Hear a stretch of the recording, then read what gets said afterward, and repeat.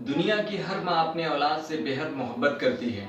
हर माँ की ख्वाहिश होती है कि मेरे औलाद को कहीं किसी तरह की कोई दुश्वारी पेश ना आए और वो इस दुनिया और आखिरत में तमाम तरक्कियों पर राह पर गामजन रहे और उसके आने वाले इस दुनिया में तमाम तर परेशानियां दूर हो जाएं। मेरा औलाद हर वो मकाम हासिल करे जो अपने माशरे में एक नई तब्दीली पैदा कर सके।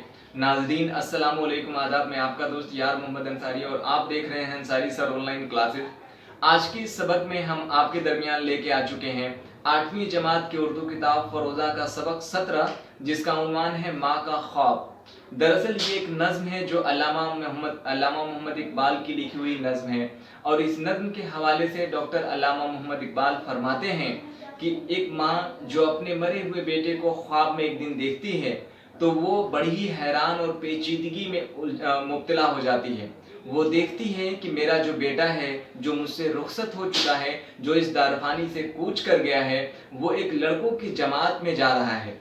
उन लड़कों की जमात के पहले सफ में उसका बेटा भी है, लेकिन अजीब मामला पेश आता है।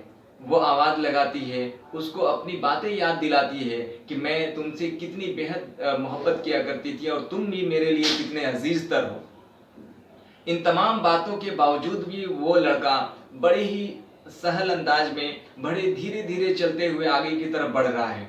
बाकी जितने भी लड़के उसके कतार में शामिल हैं उन सब के हाथ में दिया जल रहा है, लेकिन वाहिद वो लड़का जिसकी वालिदा मोहतरमा ख्वाब में देखती है, उसके हाथ में जो दिया था वो बुझा हुआ था।